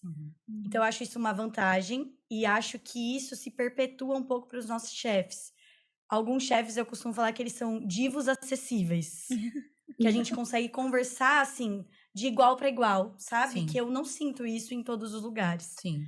Então, E para finalizar agora de verdade, eu queria falar que... eu vou tentar não chorar, calma aí. Amiga. Eu acho que aqui, tinha um professor meu do cursinho que ele falava assim que o grande diferencial de cursar uma grande universidade é os colegas que a gente divide a bancada. Então, a gente tá rodeado de gente muito boa. Isso faz a gente querer ser melhor. E eu tô aqui hoje num podcast que é de uma R igual minha, que eu tô muito orgulhosa. E parabéns. Eu tô muito feliz, de verdade, por ver você conquistando tudo isso. Te amo. Também. Pronto, finalizei, sem choro. Ela segurou. Eu tinha que a falar do expressão facial. TCC, entendeu? Eu ia falar que a gente tem que fazer TCC e apresentar em fevereiro e que a gente tirou foto de rosa, mas... Ai, meu Deus, não vou Mas é conseguir. isso. Depois eu falo do TCC, então, tá? Mas tem o TCC, gente. É, A gente faz ciência aqui. A gente faz muito. Tem estágio Tem estágio optativo. optativo. nossa, esqueci. A gente tem no R3 um estágio optativo que a Fala gente aí. pode fazer tanto dentro do serviço quanto fora. Os nossos chefes facilitam muito em contato, se você quiser fazer fora do país, fora do serviço, em outra cidade, enfim, qualquer lugar. E a gente é bem livre para escolher, você só tem que comprovar uma carga horária mínima. E a gente tem um mês de férias. Geralmente a gente faz isso junto para você ter mais liberdade de tipo, se encaixar na data que o serviço que você vai pode te oferecer. E sobre o TCC, a gente tem sim que fazer um TCC, a gente tem que apresentar. Pode ser um artigo que você publique, enfim. Os chefes dão muita oportunidade de pesquisa aqui. Então, TCC, mestrado, doutorado. Como vocês sabem, o podcast é meu projeto de mestrado, eu ainda não terminei a residência. E, cara, se você quer fazer ciência, academicismo, aqui é o lugar para você. Eu não era essa pessoa, está ganhando meu coração, mas eu não era essa pessoa. E a oportunidade não falta. Eu falo que o projeto de pesquisa surge do chão aqui, entendeu? Se você quiser, é só você pegar um ali e botar para frente que ele vai acontecer. Mas muita gente, acho que mandaram até uma dessas perguntas na caixinha do Instagram. Sim, a gente tem TCC, mas a gente tem orientadores que são bem ativos nisso. É só você saber escolher o que se funciona melhor para você. Inclusive dessa parte profissional, que algumas pessoas querem fazer mestrado, doutorado, para poder entrar na vida mesmo profissional, de ser professor, voltar para de onde veio e tal, para entrar em alguma faculdade, universidade, a gente tem uma experiência legal que agora a gente está tendo no R4, que é você poder fazer a preceptoria. Então, você pode ficar mais um ano aqui tendo mais contato e experiência e tendo essa parte mesmo de dar a conduta, ditar a conduta, discutir caso, enfim. Sim. Agora vamos para a Carol Bill, nossa Diva estrela do dia, acessível. diva acessível. Falar por último às vezes é mais fácil, mas às vezes é mais difícil também. Amiga, conta pra gente, assim, experiências até aqui e um pouco do R4 de vídeo, que a gente não deu pra trazer uma pessoa de cada R4, até porque vocês estão vendo que a gente nem tem espaço físico pra isso, a Bianca teve que ficar em casa. Mas conta pra gente, assim, provas, entrevista, currículo, o que é que cai mais e como é o dia a dia. Acho que tem muita gente que quer saber isso. Eu vou começar falando um panorama geral do que a gente pode fazer para complementar nossa formação como ginecologista e obstetra aqui na Unicamp, né? A gente tem desde residência mesmo, que é o que eu faço atualmente, residência em endoscopia ginecológica. A gente tem alguns fellows, a gente tem projetos de extensão em diversas áreas que podem estar complementando a nossa formação como ginecologista e obstetra. Então, só para dar um panorama geral para quem está ouvindo, para quem quiser vir fazer parte aqui com a gente, né, e aprender um pouco mais, a gente tem na área de obstetrícia o pré-natal especializado, né, que a pessoa pode vir, passar o ano inteiro nesse pré-natal mais específico que as meninas comentaram, que tem cada dia o seu enfoque. A gente tem na parte de imagem, então tem ultrassonografia no geral, tem uma parte voltada para medicina fetal, tem uma parte voltada para mastologia em específico, ressonância de mama, ultrassom de mama, biópsia, enfim. São todos programas, assim, como se fosse uma pós-graduação, que tem meios de entrada diferentes entre si, mas são para complementar aí a nossa formação. Se a gente quiser estudar, nunca para, né? Tem também na parte mais cirúrgica a endoscopia ginecológica, que é residência mesmo, atualmente da parte cirúrgica é a única que tem esse formato de... Não, mentira. A mastologia também é residência. Com bolsa. Com bolsa, isso. E com um processo seletivo bem estruturado. E aí a gente tem a oncologia pélvica e a uroginecologia, que são mais como fellows. Cada um vai ter uma duração específica, né? Eu posso falar com mais propriedade do que eu estou fazendo atualmente, mas também me coloco à disposição. A Alice depois pode divulgar os contatos para falar um pouquinho sobre cada um dos programas que a gente tem aqui. Da parte de endoscopia ginecológica, então, aqui na Unicamp, ela é residência mesmo. Tem um processo seletivo que foi feito pela Convest, né, que é nossa comissão aqui de vestibulares.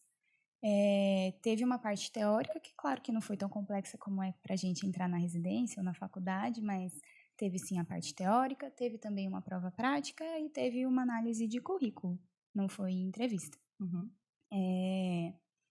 Aqui é um ano bem intenso, porque é apenas uma vaga, então eu sou a R4 única desse setor. E tudo que compete a vídeo, laparoscopia, esteroscopia, fica comigo.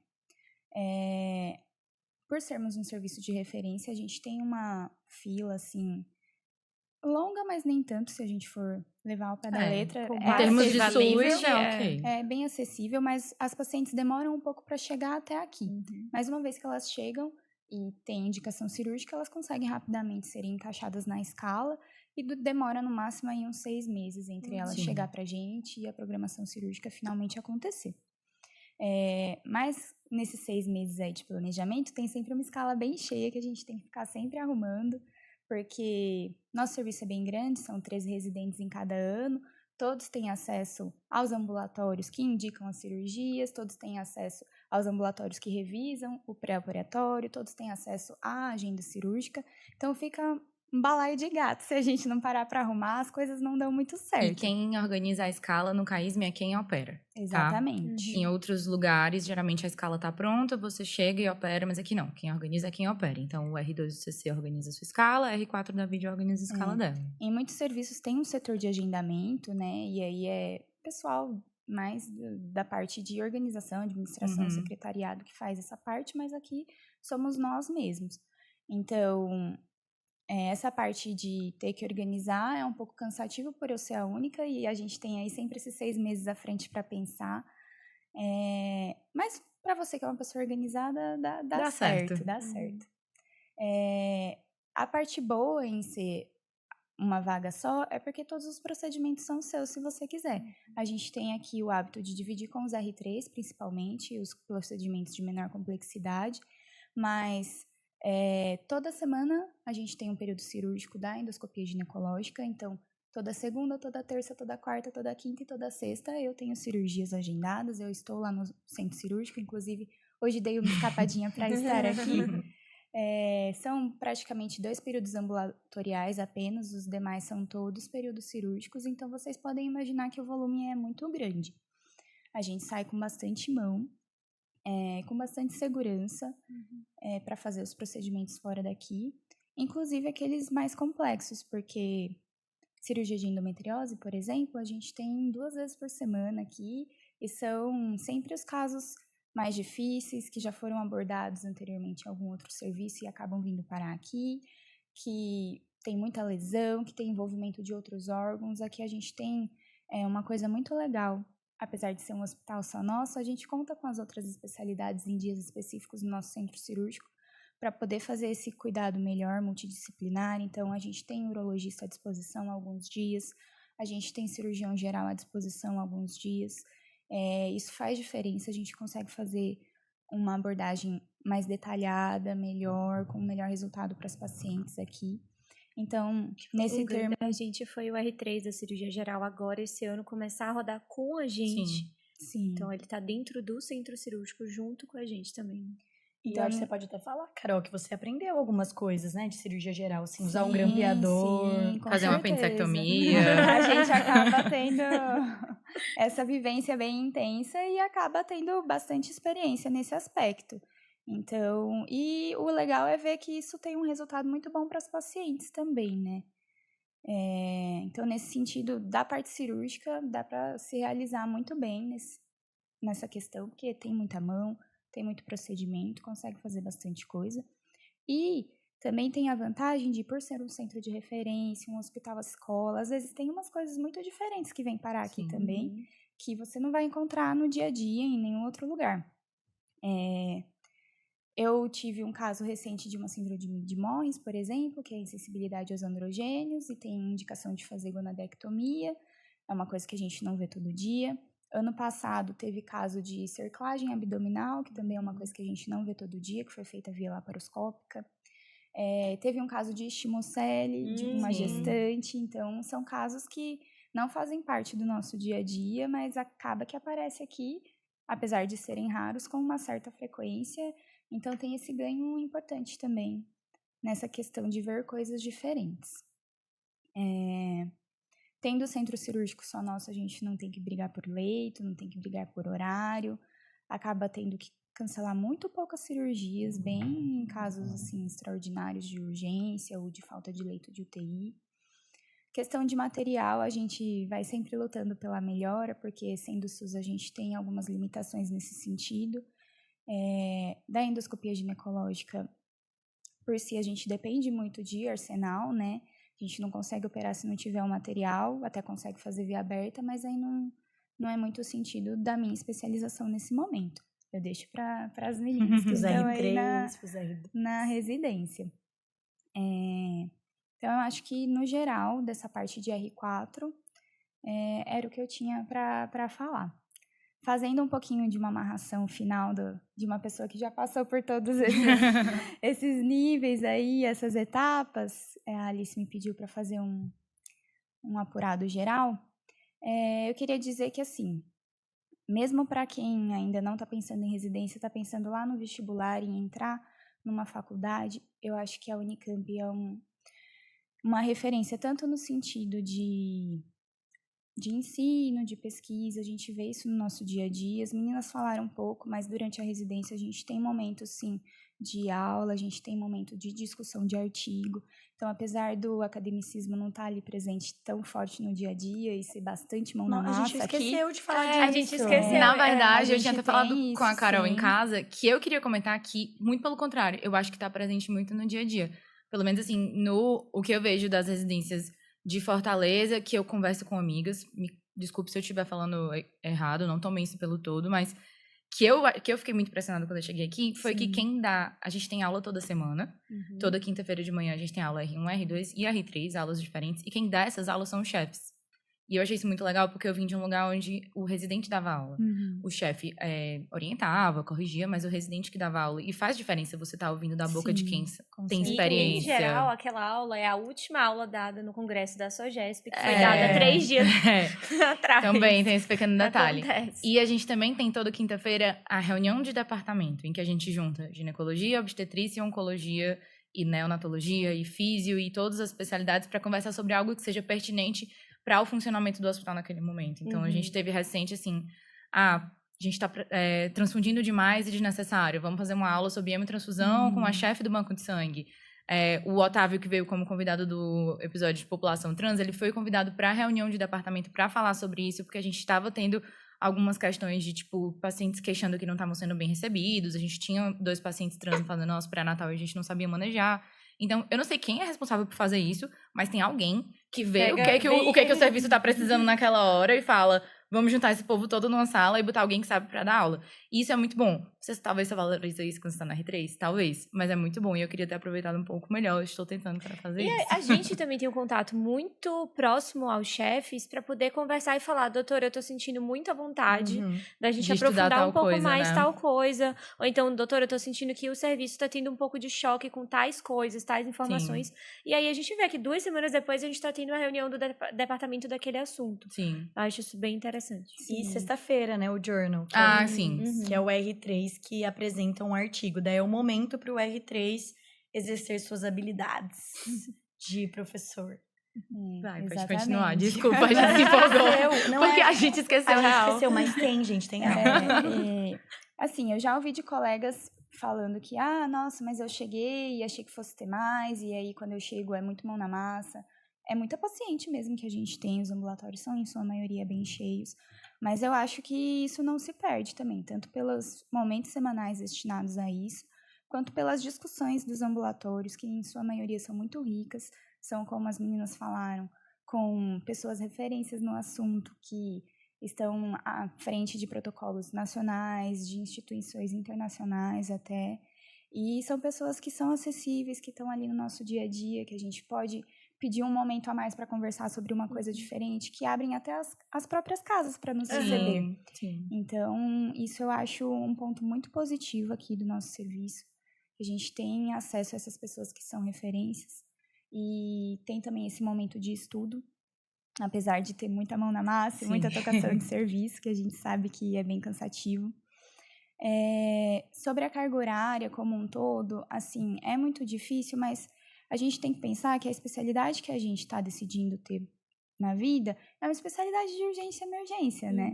Então, por mais que alguns não vão querer seguir no plantão ou na obstetrícia, que é mais imprevisível, é uma especialidade, sim, que para sua formação, ela vai demandar que você trabalhe à noite, trabalhe de final de semana, trabalhe no feriado.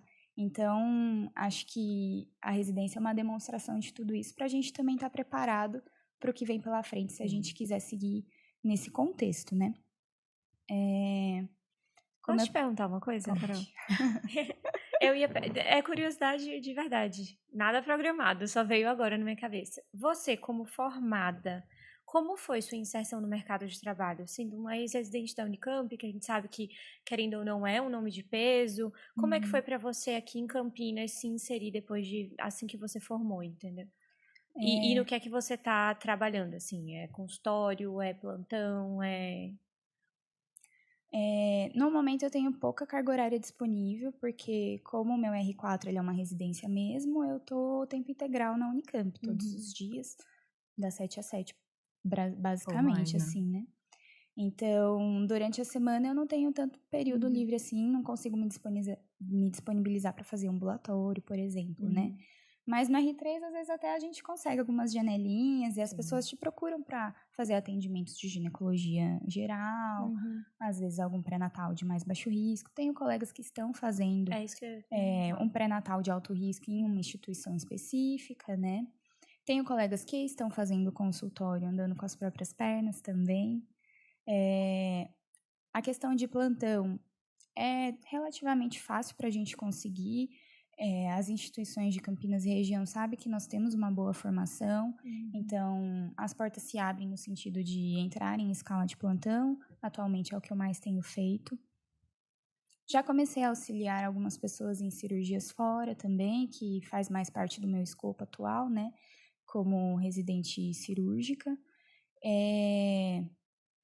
E sempre tem, assim, oportunidade, acho que para a gente continuar por aqui. Como a Mari, você mesmo já comentou, surgiu a preceptoria recentemente, então para quem tem intenção, né, de continuar num ambiente mais acadêmico, numa área assistencial voltada para alunos e residentes, tem essa oportunidade. Sempre abre concursos, tanto para Sumaré, que é um posto de trabalho que a gente conhece bem, e vários amigos meus já estão lá, estão voltando para continuar também. Concurso aqui na Unicamp. Meu plano agora, acabando a residência, que é o que consome a maior parte do meu tempo, está um pouco incerto ainda, mas surgindo a oportunidade, eu gostaria de ficar por aqui. A Unicamp foi me dando as oportunidades até o momento e eu fui continuando. Aproveitem, Unicamp, aproveitem. Não percam essa mulher. Emendando, eu queria falar um pouco também que, para além das áreas de atuação, né, para quem quiser também, a gente tem bastante oportunidade de mestrado, de doutorado. A pós-graduação daqui, ela é muito forte e os nossos professores, nossos docentes estão sempre muito interessados em alunos que tenham esse viés mais científico também, né, de produção acadêmica. Então, são muitas portas abertas nesse sentido também, eles são acessíveis para isso. Então, tem muito caminho para a gente seguir depois que se forma, né? É um ponto de ansiedade que vai aparecendo, principalmente quando a gente está chegando perto do final. E às vezes a pressão do dia a dia vai se impondo para, mas você não vai fazer nenhum R+, nenhum fellow. Não precisa ser necessariamente esse o caminho, a gente está apresentando aqui todas as possibilidades existentes, mas a gente sabe que a ginecologia e a obstetrícia por si só é uma especialidade muito completa, que te permite fazer clínica, te permite fazer cirurgia, te permite fazer plantão, te permite fazer ambulatório, te permite seguir as adolescentes, te permite seguir pós-menopausa, te permite seguir pré-natal. Então, apesar da gente estar num centro que forma muitos médicos, Campinas tem outras faculdades de medicina, tem outras residências em ginecologia e obstetrícia, a gente tem muitas cidades ao redor, próximas, que ainda tem carência nessa área, né? Sim. Então, eu acho que, eventualmente, pode ser que no começo sejam muitos plantões, até que surja algo mais fixo e mais voltado para o que você quer, né? Mas acho que não falta oportunidade aqui, né? Eu acho que esse complexo, o estado de São Paulo, não falta. Tipo, onde você olha... A Talvez gente São vê que é Paulo capital, difícil eu passar vou- plantão quando você não consegue É. fazer, né? Mas eu também é ouço fácil de São pegar, Paulo né? capital as pessoas terem mais dificuldade, talvez. Mas aqui eu Eu não acho que a vejo- região de Campinas tem muito campo mesmo, tipo, principalmente plantão, né? A gente tem sim. muitos Sim. lugares para dar plantão. Muitos lugares próximos aqui, Sim. né? Mas... Eu queria... Não, Ui, pode falar. Tá tudo bem. Só fazer um apanhado geral na questão do que eu estava falando inicialmente, é que eu acho que a Unicamp ela é muito boa em permanência estudantil.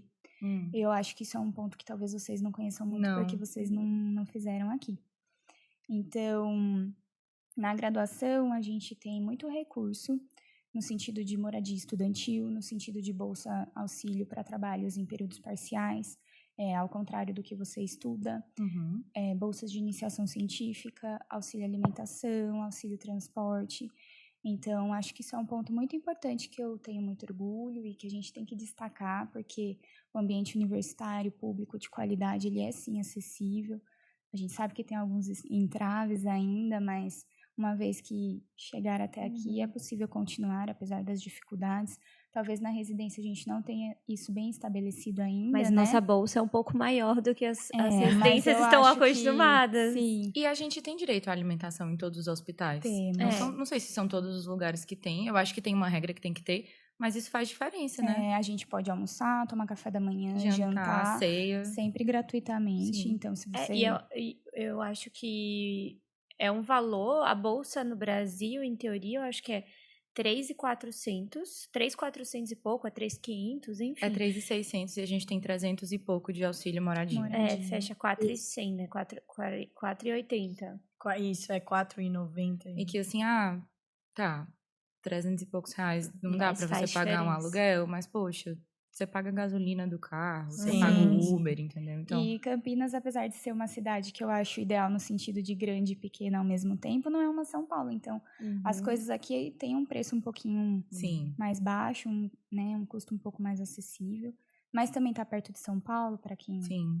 precisa, né? Tem aeroporto, então a cidade eu acho que é muito boa para quem está pensando de vir de longe. O trânsito é muito mais fácil, então você, mesmo não morando perto, você chega na residência em 15 minutos. Coisas do dia a dia que fazem diferença, né? Fazem diferença, eu acho que isso é importante ressaltar para quem Com não tá toda tão certeza. próximo assim da gente, né? Acho que você foi maravilhosa nessa colocação. É sempre. E assim, eu sou muito suspeita para falar porque eu olho para a nossa história, assim, como instituição, como universidade, e também um pouco para mim mesma com muito orgulho. Fico muito feliz de ter chegado até aqui e de ter aproveitado esse caminho, né, que a Unicamp foi traçando na minha vida. Queria fazer um convite para vocês que não são daqui, que provavelmente, por conta das muitas horas de residência, não aproveitaram muito esse lugar, mas pega um domingo de manhãzinha, um domingo à tarde, que não esteja muito sol e, tipo, dá uma caminhada no campo, sabe? É lindo. É bonito, você vê o quanto de energia, o quanto de pessoas Diversidade. tem aqui, entendeu? E eu acho um privilégio mesmo. eu acho muito interessante para mim. Eu, na verdade, venho de uma faculdade onde eu não tinha hospital próprio. Então, assim, e isso é um ponto, inclusive, importante nos currículos, geralmente, mas a minha faculdade não tinha hospital próprio. E quando eu cheguei aqui, eu vi o tamanho do complexo. É uma cidade universitária. Eu não estava entendendo a proporção disso. onde vai ter a parte do direito, das ciências humanas, agora das biológicas. E aí você, dentro daqui, ainda tem a parte hospitalar, e você tem o complexo do HC, você tem o CAISM. Eles são próximos fisicamente, mas ainda assim são prédios diferentes. E você tem vários outros prédios distribuídos, a Faculdade de Ciências Médicas. Quando eu entrei, eu fiquei perdida, assim, perdida mesmo, no carro, dirigindo. Eu falei, meu Deus, tudo isso é a universidade, tudo. E aí eu me senti naqueles filmes americanos. A minha mãe não gente. tinha chorado ainda, viu? Quando ela veio me deixar. Ela só chorou quando ela entrou na Unicamp. Eu fiquei chocada, Gente, muito ela grande. chorou, mas ela chorou. E ela falou, minha É. filha, que lugar Eu incrível. acho que a gente E tem acho que a gente aproveita pouco, justamente pela nossa eu carga acho horária também. ser muito Acho- extensa, né? Mas Eu acho. se tiverem oportunidade, tem muita coisa acontecendo que a gente nem fica sabendo. Uhum. E é legal demais. Eu acho bonito o depoimento da Carol, porque a Carol foi essa pessoa que se beneficiou, né? De que talvez não tivesse esse auxílio, ela não conseguiria ter chegado até o R4. Sim. Então, eu acho que a gente tem que valorizar, sim, a universidade pública de qualidade, continuar essa valorização. Tem muita gente fazendo ciência aqui, ciência que é usada no mundo inteiro. E é o SUS, né, gente? É o Sistema Único de Saúde, disponível para Sim. as mulheres aí, de graça, com esse nível de qualidade. Com o nível de qualidade que eu traria meu familiar pra Com tratar, certeza. né? Então, se você quer fazer parte disso e de, como a Carol falou, produzir ciência pro mundo com quem tá com vontade de fazer, acho que aqui é o lugar. E você E até vê quem muito- não gosta, aprende a gostar e se interessar e querer. E, tipo, as oportunidades realmente aqui Sim. aparecem do chão. E você vê muita paciente, é isso que eu falei. Algumas pacientes, inclusive, que têm plano de saúde. Elas fizeram um pré-natal particular pelo plano de saúde e elas vêm ter o parto aqui, às vezes, por Sim. conta questão financeira do parto ser algo mais caro que não engloba o plano de saúde. Mas você vê paciente oncológica também, que às vezes tem um plano de saúde, ela procura o médico daqui, ela quer ser tratada Sim. integralmente aqui, porque ela sabe que a ciência... É que nosso material humano daqui realmente é indiscutível, né? Uhum. Mas eu vou puxar pro final, porque vocês sentaram nessa mesa e falaram: ai, a gente vai fazer um episódio de meia 30 minutos. hora, né? Quanto tempo? Você quer saber? Estamos em 1h20. Meu Deus, não chega. Não aguento mais ouvir É que era nossa voz. muitas pessoas Mas pra eu falar. amei, vai ser o meu episódio preferido. A gente tinha aberto uma caixinha de perguntas no Instagram alguns dias atrás. A maior parte das perguntas a gente já respondeu. Então, teve alguém que pediu para falar da rotina detalhada, com os horários que a gente já falou. Alguém que perguntou, tem descanso pós-plantão? Já falamos. Tem local para tomar banho no hospital? Achei ótima essa pergunta. Tem local para tomar banho no hospital. A água é É quentinha. bom que a pessoa já veio preparada, né? Eu pra achei já tomar ótima. banho no Eu hospital. morar no achei hospital. ótima. A água é quentinha. Mente aberta. E era melhor que o meu chuveiro R1, viu? Diga-se de passagem. E tem ar-condicionado. Na onda de calor foi bom pra quem tava de Verdade, plantão. Era ótimo. Era bom. Mas essa mesma pessoa, ela perguntou também o que, na sua opinião, falta nesse programa de residência e algo que você gostaria que tivesse que não tem. Posso falar rapidamente? A minha grande crítica, mas também o grande diferencial é a oncologia clínica, que a Mari já falou. Eu gosto muito de clínica médica, eu quase fiz clínica médica. Então, assim, eu acho que é legal, é muito interessante, eu aprendi muitas coisas. Comunicação de más notícias, que é uma coisa difícil, mas que eu acho que a gente sai daqui muito bem preparado para fazer isso. Então, é um diferencial, mas ao mesmo tempo, eu acho que a gente tinha que ter mais assistência nessa parte. Tá, então o que falta é assistência na parte da oncologia clínica. Pra Eu falaria gente mais aprender sem ser na dor. Tá. Eu falaria Gosto. mais mas a gente já tá conversando isso entre si, que é a questão do ultrassom. Sim. A gente tem um Tá. serviço de ultrassom fenomenal. Vocês podem pesquisar aí o Dr. Pixel, é o nosso Por chefe, é favor, o Jales. Pesquisem Dr. Ele- Pixel no Instagram. Ele realmente é uma pessoa extremamente importante, assim, na parte ultrassonográfica. E todos os nossos outros chefes de E ultrassom são todos fenomenais. são fenomenais. E ainda assim, o programa de ultrassom dentro da residência não é tão bem estruturado. A gente Na tá tentando residência mudar. do acesso direto, né? Os Isso, 3 acesso anos de GO, direto. a gente tem pouca... A gente vê muito exame de ultrassom, mas a gente faz pouco. Isso. Nossos exames a gente pega são extremamente confiáveis, porque a equipe é muito boa, mas a gente fazendo a mão na massa ainda tá um pouco difícil, só que a gente tá tentando mudar isso, inclusive, agora, atualmente. Mas boa, gostei. Pontuaria a mas seria mesma um coisa. Eu só pontuaria realmente a questão do ultrassom. Pra mim, isso é o que falta. É pra mim. E estamos em via de melhorar. E tu, você, Carol? o que A você gente acha? tem uma limitação no serviço também no sentido da parte de infertilidade. né? Ah, boa, Aham, verdade. Eu acho que esse é um ponto que talvez faça muita diferença, porque hoje em dia muitas pessoas vêm buscando a Sim. reprodução humana, né? E para quem não conhece, aqui a gente só tem baixa complexidade, que seria a relação sexual Aconselhamento. programada, né, ou a inseminação intrauterina. E a gente não tem um laboratório, não tem um sistema de armazenamento para doação de gametas, não tem possibilidade de fazer fertilização in vitro. Sim. Então, acho que é uma coisa que falta também, mas é algo que foge um pouco do nosso, Sim. da nossa competência como residente. E por mas, consequência, a gente né, não tem um institucional. R+, e um fellow de Exato, infertilidade. Porque, enfim, o exato. serviço não... Volte 2 casas e aí ouça o episódio de infertilidade. Mas aí também não é algo que, pelo que a gente conversa aqui dentro, ainda não é algo que tem programação. Não, isso não tem Não previsão. Não é um setor Por que enquanto. terá investimento por enquanto. É porque demanda, assim, Muitas uma outras estrutura coisas. muito específica, né? E profissionais com muito regulamentação da específicos Anvisa, também. então acho que é difícil da noite pro dia conseguir que isso aconteça. Outras perguntas que foram feitas. Qual a rede de apoio que a Unicamp oferece e vocês contam uns com os outros? A gente passou o A gente episódio todo conversou. falando disso, né? Pelo amor de Deus. Eu posso contribuir um pouquinho mais para isso também. A gente Senhor. tem o SECOM, que é tipo um Sim. centro de saúde, Secom pra né? mim, ó. Para a comunidade também. da Unicamp. Palmas pro Secom. Então, nós como residentes, né, médicos do serviço, podemos usufruir de qualquer atendimento médico em saúde no SECOM. É claro que às vezes a gente acaba pulando a fila e sendo atendido no próprio CAISM mesmo, Sim. para diversas coisas que a gente acaba precisando. E a gente também tem o GRAPEM, que é um serviço de saúde mental voltado para a comunidade da Unicamp, para os estudantes, enfim, que conta com psicologia, que conta com psiquiatra. É uma coisa que talvez nem todos conheçam, mas existe. Eu tenho um ponto sobre isso. Eu, ano passado, tentei iniciar psicoterapia no período que era o período de exaustão, e que eu falei assim, eu preciso de uma ajuda. Realmente era um momento em que financeiramente ia ser inviável, assim, eu conseguir pagar no particular. E os horários, infelizmente, o R1 da gente é completamente, você é incapaz de conseguir um horário que condizente com sua escala de R1.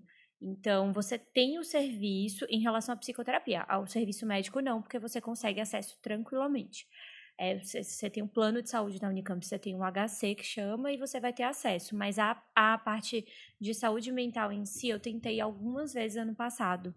Tanto nisso, quanto mais no final do R1.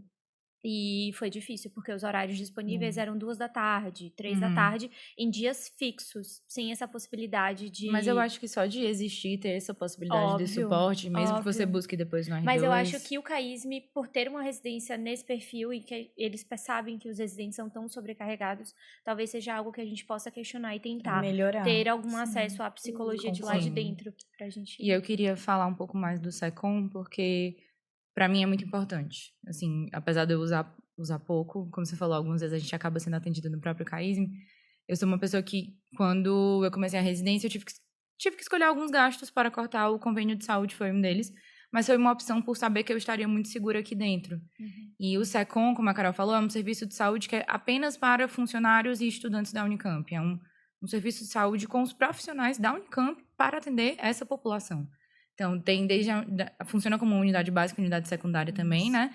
E a gente tem todas as especialidades que precisar lá.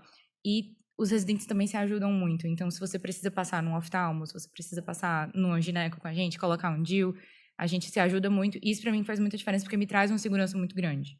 E, enfim, só vou falar um pouco mais disso, né? Legal essa pergunta, né? Gostei. A outra foi, como é a rotina do R+ de vídeo, que a Carol já falou, média de cirurgias e exames por semana. Você tem, amiga, um número? Varia um pouco de cada semana, mas no geral umas 6 a 8 esteroscopias por semana, umas 3 esterectomias, É mais bastante. uma laqueadura e uma oforectomia, mais ou menos. Depende um pouco se a endometriose vai fazer esterectomia ou não, Tá. enfim. Eu acho que eu só vou falar desses números, que a gente falou bastante número aqui. Bem rápido, que, né? A gente já passou do tempo que a gente queria. Eu tinha mas, certeza. assim, eu falei, meia hora, Alice, meia hora. Mas, Meia hora assim, não dava nem pra se apresentar. Mas enfim, eu acho que número, porque às vezes eu vejo as pessoas me perguntando muito de número, mas número vazio pra mim, não adianta nada você ter 50 mil sem qualidade, na minha Sim. opinião. É claro que existe um número, né, que você precisa aprender, mas eu tenho orgulho de falar aqui que a gente não é só um número. Não é só 15 esterectomias vazias, é 15 esterectomias com professores te ensinando sobre assistência. Boa. Só isso. E tá, beleza. Outra coisa que eu esqueci de pontuar na hora que eu falei do centro cirúrgico é que a gente falou de esterectomia, mas a gente tem outros procedimentos bem interessantes no centro, a gente tem um centro cirúrgico ambulatorial, que são procedimentos menores, a gente tinha esquecido de citar, e no centro cirúrgico a gente vai ter as cirurgias que agora a gente faz mais, tudo mais, que é ninfoplastia, a gente vai ter bartolinectomia, a gente vai ter exérese de alguns tipos de cistos vaginais, enfim. Sim, que é ótimo. Últimas perguntas. Alguém perguntou se durante a residência existem momentos de estágios eletivos e intercâmbio. A gente respondeu que sim, no R3. Outra pessoa perguntou se no R1 você opera muito ou se é só instrumentando. Já falamos dos procedimentos do R1, mas também você instrumenta, tá? Principalmente no centro cirúrgico, o R1 instrumenta e faz procedimentos menores. Qual o grande diferencial da residência de GO na Unicamp para os outros hospitais? A gente. Volte ao início do episódio, escute tudo de novo. Na sua opinião, não dá para sair do R1 sem fazer parto, sem fazer cesárea? Não sei. Sem fazer parto vaginal, eu acho que parto vaginal bem feito. Né, que você acha, partejar. Eu diria que eu acho que não dá para você sair sem saber minimamente manejar uma obstetrícia de baixo risco. Acho que você não precisa ser gabaritar o alto risco, você não precisa fazer cesáreas mais complexas, mas minimamente entender e tocar um pré-natal de baixo risco e queixas ginecológicas de baixo risco. Acho que você tem que sair do R1 minimamente seguro em relação a isso. Arrasou. E qual rodízio você julga mais engrandecedor? É bem pessoal isso. Eu acho bem pessoal. Bom, pra mim foi o CO do R2. Sem dúvidas. Nossa, eu não sei dizer. Pra mim, a residência é engrandecedora. A residência é engrandecedora. Façam residência, não façam pós, certo? Com certeza. Tá bom. De GO. De GO, nem sei como seria uma cesárea de uma pessoa que fez pós. Deixa eu só fazer um adendo também, para quem gosta de oncologia. Acho que a gente acabou comentando um pouco, porque não tem nenhum representante da área aqui. Mas essa parte do tratamento oncológico das mulheres aqui no CAISM, ela é muito completa, no sentido de que a gente tem quem faça cirurgia, a gente tem quem faça quimioterapia, a gente tem o serviço de radioterapia, tudo junto no mesmo lugar. E é claro que daí tem as complicações desses procedimentos e tratamentos que acabam ficando com a gente, mas a gente consegue ter uma relação estreita ali com o radioterapeuta, se precisar, com o oncologista clínico que prescreve a quimioterapia, com o patologista com também. o patologista que vai lá olhar a lâmina e dar o diagnóstico. E então acho que isso, para quem tá pensando na parte oncológica, é um muito bom. E essa paciente vai procurar o pronto atendimento, que você estará lá e você vai manejar coisas clínicas. A gente falou pouco do pronto atendimento, né? Mas já tem muita coisa. Mas o pronto atendimento a gente passa no R1, passa no R2, é porta fechada, entre aspas, várias aspas. As nossas pacientes têm fluxo livre, e os nossos pacientes são muitas. Então, enfim. E às vezes a paciente tá passando na porta, alguém vai com a cara dela, ela consegue entrar também. Mas isso é interessante, porque assim, o pronto atendimento de alguns serviços, mesmo tendo a paciente que faz o tratamento do câncer lá, uma vez que a paciente tem uma intercorrência clínica, ela procura o pronto atendimento da clínica, ou então o residente da clínica que avalia. No nosso, nós somos responsáveis. A gente trata dor de ouvido também. E existe a CROSS, né, que referencia os casos de alto risco, porque a gente é um hospital terciário, então a gente atende o que é pra gente atender dentro da competência do SUS. Sim. E eu vou acabar o episódio, Ai, por favor. Deu muito? Meia hora, gente, meia hora. Deu 1h30. Só 1h30. Gente, muito obrigada por você ter escutado ou visto a gente até aqui. Eu tenho um apego pessoal a esse episódio. Foi passando um filme na minha cabeça também.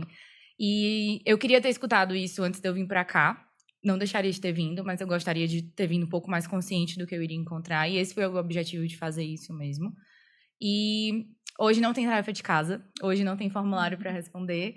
E nem tem material de estudo complementar, porque, enfim, né? Foi um episódio diferente, um episódio bônus. Não vai fazer parte da contagem da primeira temporada, mas eu acho que muita gente vai aproveitar. E muito obrigada. A gente que agradece. Vocês são maravilhosas, eu tô muito feliz. Ficou melhor do que eu imaginava. Foi uma delícia. Que isso, Alice? Tava duvidando da nossa capacidade. Não. É isso. Obrigada, gente. Um beijo. Até a próxima. Alice.